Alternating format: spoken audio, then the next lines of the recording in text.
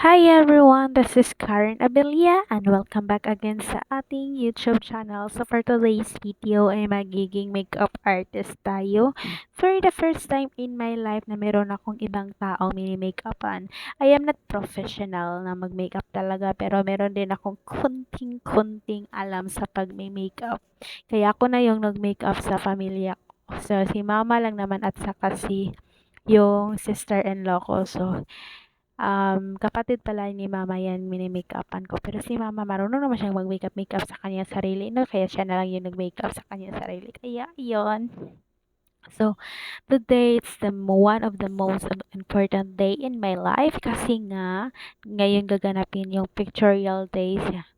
That is the main reason why kung bakit nandito lahat ng pamilya ko kasi meron kasing family picture kaya ginagrab na namin itong opportunity na to para naman meron kaming isang buong picture na pamilya pero meron pa ding hindi nakasama kasi nga malayo kasi yung sa kanila kaya hindi na siya nasama. Daya. And now, pagkatapos ko mini-makeupan si mama, sinunod ko naman yung sister-in-law ko. And Before then, going sa shooting after area, nung muna mag-makeup magpapayad na to sa pumunta counter namin and get dito your priority number. sa school namin Okay. kung saan Any questions for that? Sa flow? Okay na ta? And then, be reminded, kay daghan man yun sa ilahang nagpamikap sa gawas. No? So, Hinuon this time siguro is ba si daghan kay mukbang what do you call this one? We are giving bayad yun sa inyong CEO ng i-post na namin Starlight mga kasi free na before makeup us, na before our nag free lashes. before And our then, section naman. for the contact Picture is lenses, marami kasing complaints all yung mga previous students sa kanilang picture kasi at nabili na daw yung kanilang picture, kita nga daw sila ready, tapos super daming complaint.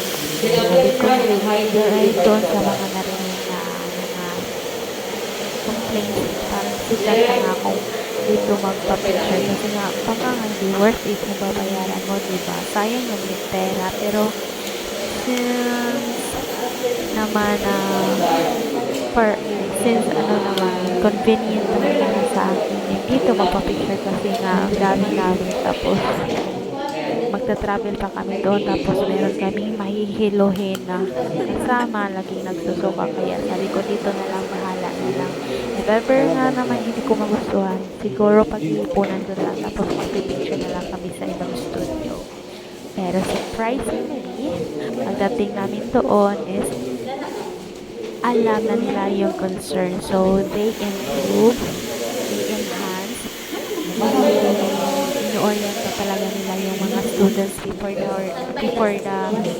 sila masalang doon sa studio sa picture kaya sinasabi nila na when you are in the studio talaga so give your best yung think tagumpay mo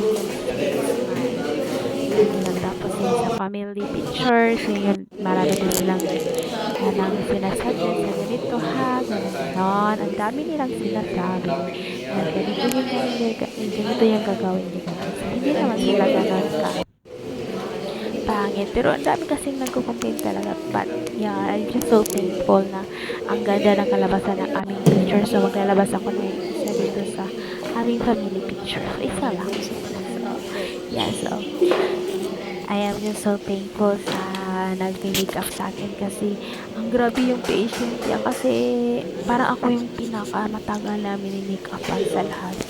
Alam niyo ba yun? Parang 2 oras. 3 oras na ako nakapunta para na sa pag-makeup. Tapos yung ibang classmate ko. Tapos ako na nag-makeup. Tapos sila nag-picture. Tapos ako naka-off pa din ako doon. Hindi ko alam kung ano yung nangyari sa pamumukha ko doon. But this is the first time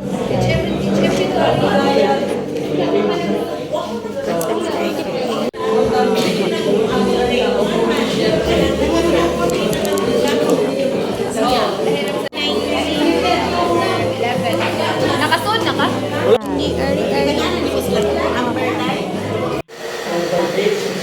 yung 1,950 so parang classic lang siya sa classic kasi yung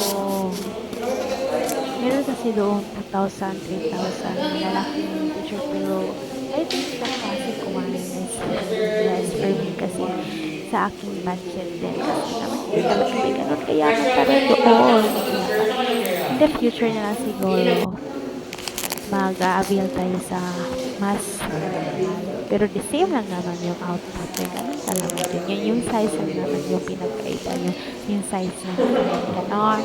Kaya ayun. So, after the makeup, dito din sila nahirapan sa aking hair kasi so far, ang tagal talaga po. Hindi ko alam kung mas maybe yung kanilang nilagay dyan. Kasi nga yung hair ko is nag-ano siya sa original kasi niya original talaga niya kasi nga never pa nag-reband, nag-plantan all yung aking hair kaya ayun nahirapan sila so pasensya na kayo no so yeah and if you wish to continue watching this video feel free to enjoy hindi pa oh my God, nahihirapan na ako sa pag-edit. Ang tagal na kasi nito. So, itong video na to, last recording ko, pero ngayon ko wala ko siyang edit.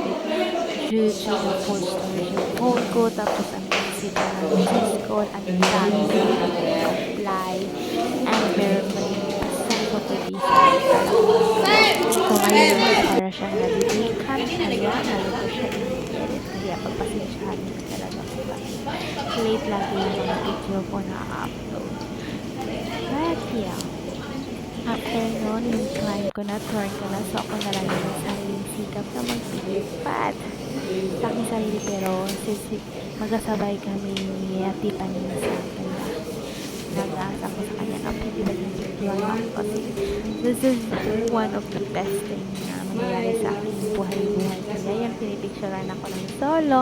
So, yung first pala na ginagawa nila is yung family picture. So, after the family picture is yun na yung mga solo picture yung sa with toga and with cap and yung sa parang Filipiniana. So, ang napaka-ano ng mga staff ng the Starlight is so very patient.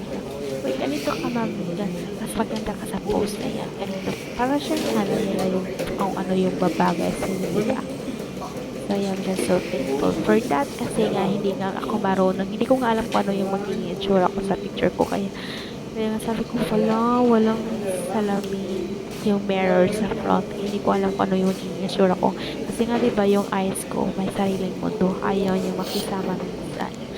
Kaya pagpasensya nyo na talaga kung talagang kailangan ko ng mirror cuff. Kasi gusto ko makita kung ano talaga yung naka-perfect align na talaga yung eyes ko. Para naman maganda ko picture kahit ngayon lang. Yeah, so after the toga, so it is the last na outfit yung take na picture. So ito yung parang siyang Filipiniana. Meron lang silang parang bolero na pinihiram sa akin. Yan. So, pinatcho pala kami dito noong time na yun. So, yeah, I'm so happy and thankful kasi malapit na yung aming graduation. I am so excited and yet pressured at the same time kasi nga, diba?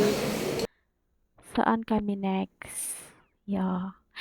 Yeah, I think that will be all for today's video. Thank you for watching everyone and see you on my next video. Bye-bye!